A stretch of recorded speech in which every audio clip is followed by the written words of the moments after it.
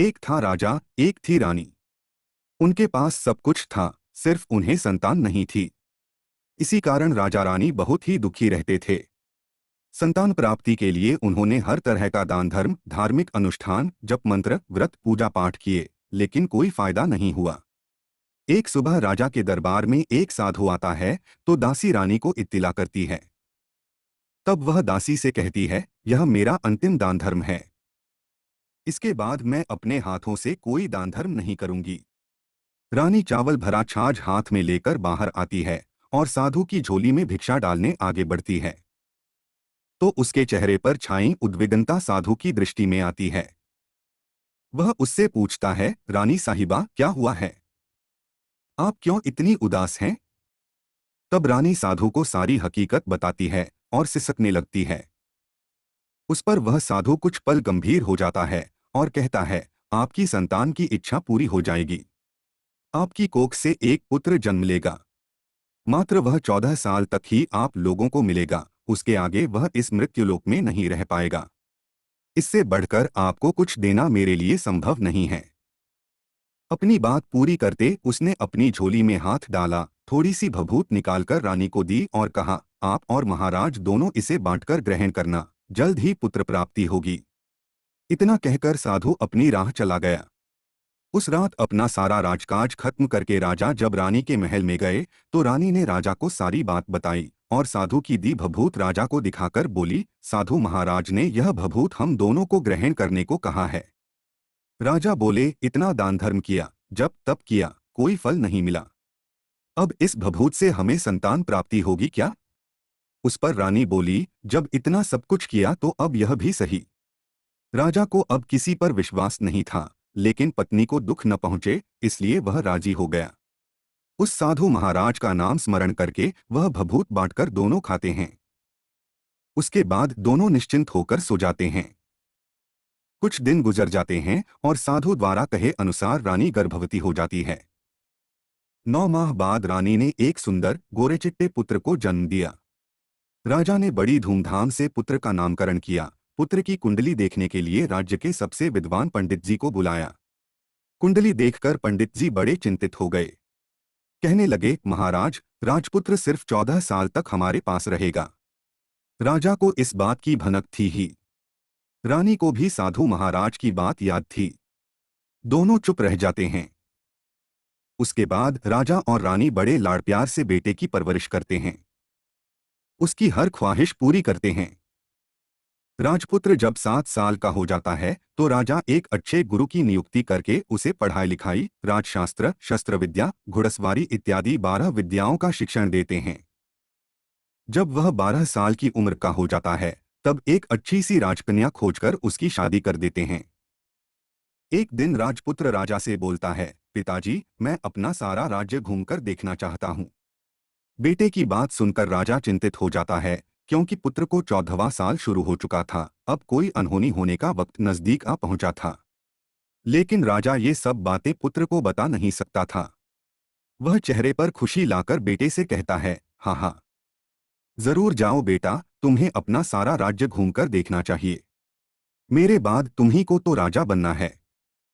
एक बात का ध्यान रखना, तुम कहाँ जा रहे हो, क्या कर रहे हो, यह बात अपनी पत्नी को नहीं बताना।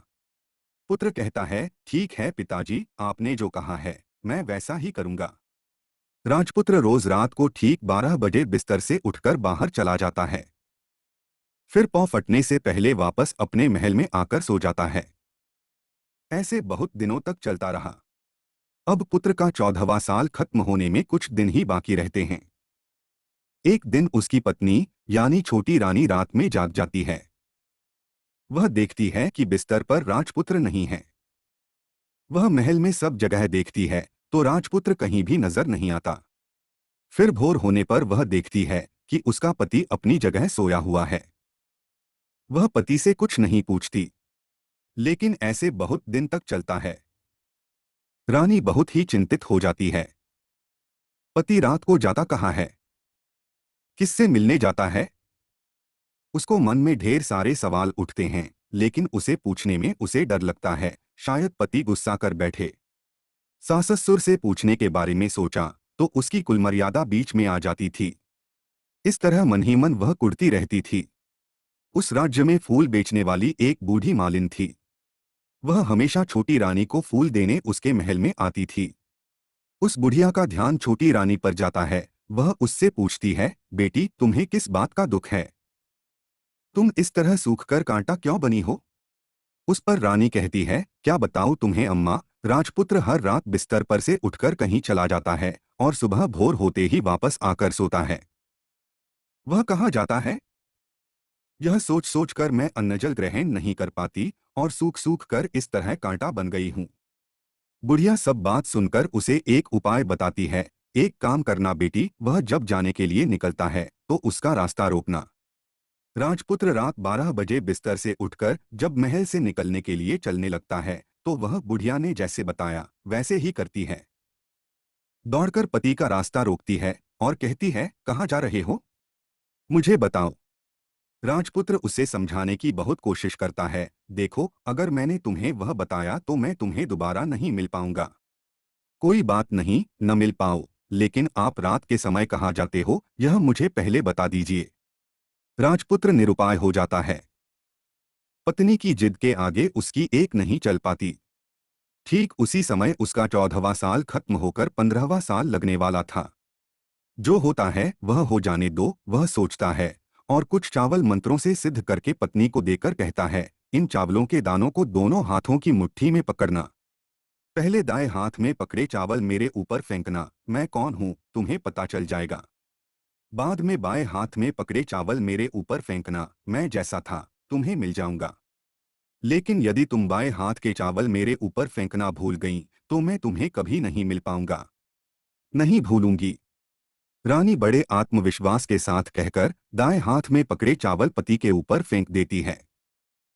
राजपुत्र एक विशाल घोड़ा बन जाता है। एकदम उम्दा, सफेद, गर्दन पर लंबी अयाल। देखते देखते वह तेजी से दौड़ने लगता है।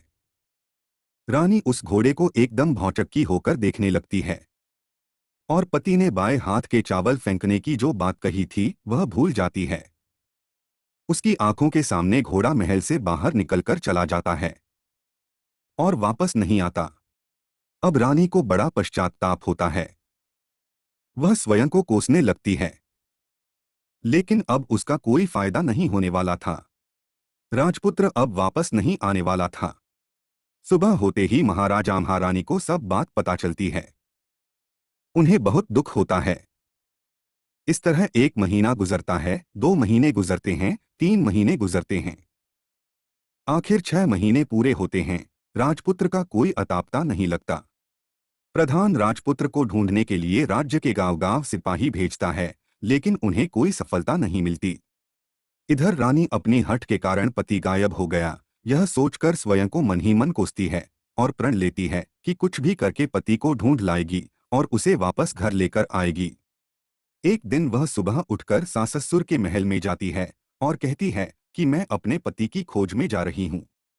महाराजा महारानी बहू को जाने की अनुमति देकर कहने लगे, बेटी तुम्हें जो चाहे वह करो, जहाँ जाना है वहाँ जाओ, लेकिन हमारे बेटे को वापस लेकर आओ। भगवान तुम्हें कामयाबी दें। रानी अपना शाही वेश बदलकर एक सेठानी बन जाती है। कुछ दास दासियों को, कुछ नौकरों को साथ में लिया, कुछ सामान साथ लिया और राज्य की सीमा पर जाकर वहां एक भोजनालय खोल दिया। वहां आने वाले सब यात्रियों को खाना मुफ्त में देने लगी, मात्र एक शर्त रखी कि खाने वाले को उसकी देखी कोई अजीब चीज बतानी पड़ेगी। वहां आने वाला हर नागरिक अपनी तरफ से मैंने यह देखा, मैंने वह देखा कहकर वहां से मुफ्त खाना खाकर जाता था। परंतु रानी को जो बात चाहिए थी वह अब तक मिली नहीं थी। ऐसे ही कुछ दिन बीत गए। रानी के महल फूल लेकर जाने वाली बुढ़िया को एक दिन जंगल में फूल चुनते चुनते कब अंधेरा छा गया मालूम ही नहीं चला। उसे जब ध्यान आया तो गांव का रास्ता भी ठीक तरह से दिखाई नहीं दे रहा था। वह अंधेरे में आंखें फाड़कर देखती देखती किसी तरह आगे निकल पड़ी। उसी समय एक कपिला गाय छन छन की आवाज करते, गले की घंटी बजाते उस मैदान पर आ गई। उसे देखकर बुढ़िया सोचने लगी कि इस गाय के पीछे पीछे जाऊंगी तो गांव तक पहुंच जाऊंगी। बुढ़िया उसके पीछे पीछे जाने लगी। मैदान पर एक बड़ा सा पत्थर होता है। गाय जाकर उस पत्थर को अपना सींग मारती है। सींग मारा तो वह पत्थर दूर हट गया और नीचे पाताल में जाने की सीढ़ियां दिखाई देने लगी। तब वह गाय उन सीढ़ियों से नीचे जाने लगी। बुढ़िया ने वह सब देखा तो झट जाकर गाय की पूंछ को पकड़ लिया। पूंछ पकड़कर वह गाय के साथ नीचे पाताल में पहुंच गई। गाय के नीचे जाते ही उसके गले में अपने आप सांकल पड़ गई और गाय दूध दुहाने लगी। लेकिन जो भी कोई वह कर रहा है वह दिखाई नहीं दे रहा था। बुढ़िया बहुत घबरा गई। कुछ पल के बाद वहां एक सफेद घोड़ा आया। वहां दो कुंड थे, उसमें से एक कुंड में उस घोड़े ने छलांग लगाई और ऊपर आ गया। अब उसे राजपुत्र का रूप प्राप्त हो गया। राजपुत्र बनने के बाद उसने दूसरे कुंड के पानी में स्नान किया। वहां रखे नए कपड़े पहने और नजदीक ही एक सुंदर पलंग पर आकर बैठ गया। उसके सामने अपने आप पंच पकवानों की थाली आ गई। दूध की एक प्याली आ गई। उसके सामने एक दिया जलता रहा। राजपुत्र ने खाना खाया, दूध पिया और बिस्तर पर लेट जाने से पहले सूर्यदेव का स्मरण करके सामने जलते दिए से पूछा, दीपंकर, मेरे माता पिता क्या कर रहे हैं? दिया बताने लगा, बेटे के शोक में डूबे हैं। राज्य कौन संभाल रहा है? राज्य प्रधान संभालता है। मेरी पत्नी क्या करती है? उसने चौराहे पर भोजनालय शुरू किया है और आते जाते लोगों से वह नई खबर के बारे में पूछती है। दिए के यह कहते ही राजपुत्र कहते लगा, ठीक है। उसके बाद वह सो गया। बुढ़िया कोने में खड़ी रहकर यह सब देखती रही। ऐसी अद्भुत घटना उसने जिंदगी में पहली बार देखी थी। रात गुजर गई और सुबह हो गई। सुबह होने पर पलंग पर सोया राजपुत्र उठा और फिर से पहले वाले कुंड में छलांग लगाई तो अब वह फिर से घोड़ा बनकर कुंड से बाहर आ गया। बाहर आते ही वह तेजी से उस पाताल नगरी से बाहर निकल गया। लेकिन वह कहाँ गया, बुढ़िया को कुछ पता नहीं चला। उसके बाद पिछली रात की तरह कोई उस गाय का दूध दुहने लगा। जैसे ही दूध दुहाना खत्म हुआ, उसके गले की सांकल अपने आप खुल गई और वह गाय तेजी से ऊपर जाने वाली सीढ़ियां की ओर भागने लगी। गाय को दौड़ते देखकर बुढ़िया ने झट से गाय की पूंछ पकड़ ली और गाय के साथ ऊपर आ गई। गाय जब ऊपर मैदान में पहुंची तो उस सुरंग का रास्ता अपने आप बंद हो गया और उसके मुंह पर एक बड़ा सा पत्थर पूर्ववत खड़ा हो गया। बुढ़िया को याद आया कि नगर की सीमा पर कोई औरत भोजनालय चलाती है और नई बात बताने वाले को अच्छा खाना पीना मुफ्त में देती है। वह सोचने लगी कि क्यों न मैं यह बात उस औरत को जाकर बताऊं। बुढ़िया ने मन में तय किया और तुरंत उस भोजनालय के द्वार पर टंगे नगाड़े के सामने खड़ी हो गई और जोर जोर से नगाड़ा बजाना शुरू दिया। नगाड़े का इस तरह शोर सुनकर छोटी रानी मन में प्रसन्न होती है कि शायद कोई बड़ी बात लेकर यहाँ आया है। सिपाही नीचे गए तो देखा एक बुढ़िया नगाड़ा बजा रही है। उन्होंने पूछा, क्यों री बुढ़िया, क्या हुआ, क्यों नगाड़ा बजा रही हो? बुढ़िया बोली, एक नई बात मालूम है मुझे। इस पर सिपाही उसे अंदर लेकर रानी के पास आए। बुढ़िया और रानी ने तुरंत एक दूसरे को पहचान लिया। छोटी रानी बोली, अब बताओ तुमने क्या नई बात देखी है? बुढ़िया ने जो कुछ उस चारागाह वाले मैदान पर देखा था वह सब कुछ छोटी रानी को बता दिया। बुढ़िया की वे बातें सुनकर छोटी रानी को यकीन हो गया कि वह राजपुत्र उसी का पति है। वह बुढ़िया से कहने लगी, मुझे उस जगह पर ले चलो। बुढ़िया कहने लगी, ठीक है, मैं तुम्हें वहां लेकर चलती हूँ, पर वहां जाना है तो शाम को ही जाना होगा। दूसरे दिन शाम को रानी बुढ़िया के साथ उस मैदान पर गई और एक जगह छुपकर गाय के आने की राह देखने लगी। अंधेरा होने पर गाय उस दिन की तरह वहां आ गई। मैदान के उस कोने में जाकर उसने पत्थर पर सींग मारा तो पत्थर हटकर वहां सुरंग में जाने का रास्ता खुल गया। गाय उस रास्ते से नीचे उतरने लगी तो बुढ़िया और रानी दोनों गाय की पूंछ पकड़कर नीचे उतर गईं। अब नीचे सब कुछ पहले जैसा घटित हो रहा था। गाय के गले में अपने आप सांकल पड़ गई, कोई अदृश्य रूप से उसका दूध दुहने लगा। एक सफेद घोड़े ने आकर एक कुंड में छलांग लगाई तो राजपुत्र के रूप में ऊपर आया। वह राजपुत्र दूसरे कुंड में नहाने लगा। बाद में उसके सामने खाने की थाली आ गई।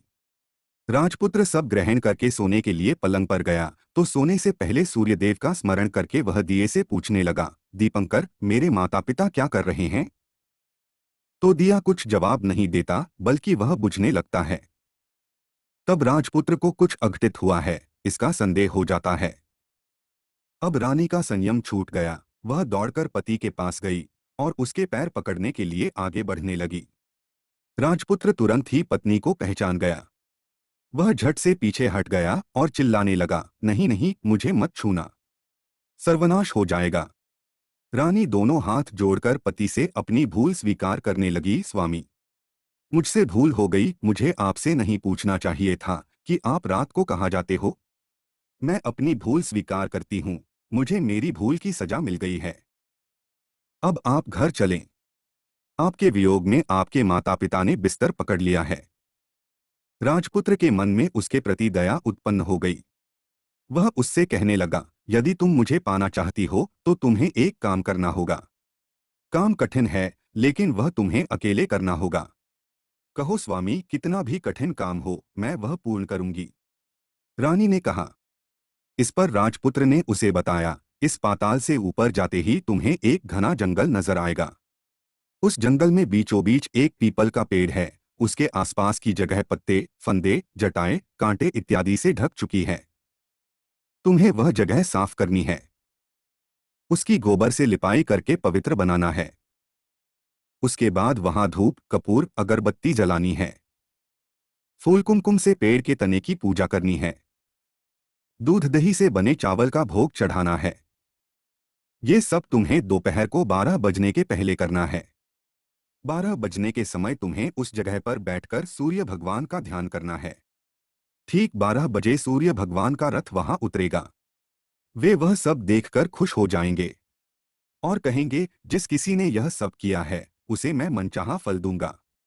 तो तुम सामने जाकर उनके रथ का दाहिना घोड़ा मांगना, मैं तुम्हें मिल जाऊंगा। इतनी बात कहकर राजपुत्र अपने पलंग पर सो गया। भोर होते ही छोटी रानी बुढ़िया के साथ गाय की पूंछ पकड़कर ऊपर आ गई।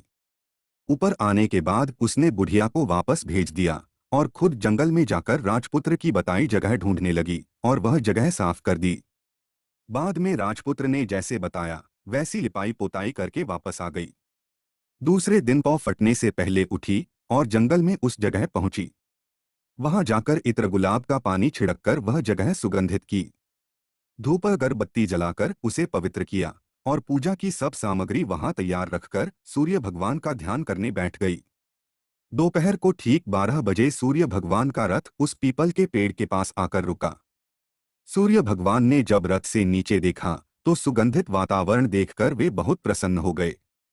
फिर वे बोले, जिस किसी ने यह काम किया है वह सामने आकर आज मुझसे कुछ भी मांगे, मैं उसे दे दूंगा। रानी ने जब ये शब्द सुने तो बिना समय गवाए दौड़कर उनके सामने आ गई और उनको साष्टांग नमस्कार करके बोली, भगवान, वह मैं ही हूँ, मैंने ही यह जगह साफ की है। अच्छा, तो तुम्हें जो चाहिए वह मांगो। भगवान, मुझे आपके रथ का दाहिना घोड़ा चाहिए। सूर्य भगवान बोले, नहीं नहीं, मैं तुम्हें और कुछ भी दे सकता हूँ, लेकिन यह घोड़ा नहीं दे सकता। मेरे रथ के 12 घोड़े हैं, तुम चाहो तो कोई और घोड़ा मांग लो, लेकिन यह दाहिना घोड़ा नहीं। छोटी रानी सूर्यदेव से एक ही बात कह रही थी, वही दाहिना घोड़ा दे दीजिए, नहीं तो मैं आपके पैरों में गिरकर अपनी जान दे दूंगी। अब सूर्यदेव धर्म संकट में पड़ गए, उन्होंने वचन दे दिया था। अब अपने वचन से पलट भी तो नहीं सकते थे। ठीक है, दे दिया तुम्हें घोड़ा, सूर्यदेव ने कहा। फिर एक बात और भी कही, देखो, मैंने तुम्हें घोड़ा तो दिया है, लेकिन वह तुम्हें यहाँ नहीं मिलेगा, तुम्हें उसे पाताल में जाकर लाना होगा। रानी को वचन देकर सूर्यदेव अपने मार्ग चले गए और इधर रानी जंगल से उस मैदान पर आ गई। जल्दी ही शाम हो गई। शाम होते ही वहां वह गाय आ गई और उसने सींग मारकर सुरंग का पत्थर हटाया तथा नीचे उतरने लगी। रानी उसकी पूंछ पकड़कर नीचे उतर गई। नीचे पाताल में सब घटनाएं पहले की तरह ही घटने लगीं। घोड़े का एक कुंड में नहाकर राजपुत्र बन जाना, नहा धोकर पलंग पर जाकर बैठना, तो उसे खाने की थाली, दूध की प्याली आना। लेकिन आज एक बात नई घटी, आज दो दो थाली, दो दो दूध की प्याली उसके सामने आए। वह कुछ नहीं बोला। अपने हिस्से की थाली खाकर, दूध पीकर वह सोने चला गया। हमेशा की तरह दिए से पूछने लगा, दीपंकर, मेरे माता पिता क्या करते हैं? दिए ने बताया, वे दोनों तुम्हारे शोक में मरने की स्थिति में पहुंच गए हैं। मेरा राज्य कौन चला रहा है? तुम्हारा राज्य प्रधान चला रहा है और वह सब कुछ हड़प चुका है। वह प्रजा पर बहुत अत्याचार कर रहा है। सुनकर राजपुत्र को बहुत गुस्सा आया। वह पूछने लगा, दीपंकर, मेरी पत्नी क्या कर रही है? अब दिया कुछ नहीं बोला, चुप रहा। अब रानी दौड़कर पति के गले लग गई। अब मैं तुम्हें मिल गया। राजपुत्र कहने लगा, सच कहते हो, अब आप फिर से घोड़ा तो नहीं बनेंगे ना? नहीं, दोबारा घोड़ा नहीं बनूंगा मैं। तुमने जो इतने सारे कष्ट उठाए हैं मुझे पाने के लिए, इसलिए सूर्यदेव ने मुझे सदा के लिए घोड़े के जन्म से मुक्त कर दिया है। राजपुत्र ने बड़े प्यार से कहा और उसे गले लगाया, उसके आंसू पोंछे। कुछ देर पश्चात भोर हो गई तो गाय ऊपर भूलोक जाने लगी। रानी, राजपुत्र उसकी पूंछ पकड़कर ऊपर आ गए और अपने राज्य में लौट गए। राजपुत्र को वापस आया देखकर प्रधान घबरा गया। राजपुत्र ने उसे बंदी बनाकर कैदखाने में डाल दिया और राज्य की बागडोर अपने हाथ में ले ली।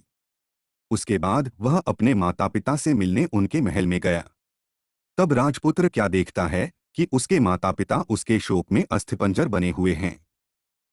पुत्र को वापस आया देखकर मरणासन्न राजा रानी की आंखों से टप टप आंसू बहने लगे। दोनों ने पुत्र को गले लगाया। राजपुत्र के आने की खबर तुरंत राज्य भर में फैल गई। प्रजा खुशी से फूली नहीं समाई। प्रजाजन राजमहल के सामने इकट्ठे हो गए। राजपुत्र ने उन्हें दर्शन दिए और कहा, आज से तुम्हें कोई दुख नहीं पहुंचाएगा। अब राजा अपने पुत्र का राज्याभिषेक करके उसे सिंहासन पर बिठाता है और बहू को महारानी का दर्जा देता है और स्वयं अपनी पत्नी के साथ ईश्वर स्मरण करते हुए खुशी से दिन बिताता है। महाराजा बना राजपुत्र अच्छी तरह से राज्य चलाने लगा और अपनी पत्नी के साथ सुख शांति से जीवन बिताने लगा। उस बुढ़िया को रानी ने अपने ही पास रख लिया। उसकी अच्छी तरह से देखभाल करने लगी। बुढ़िया और उसके बुढ़ापे के दिन खुशी से गुजरने लगे।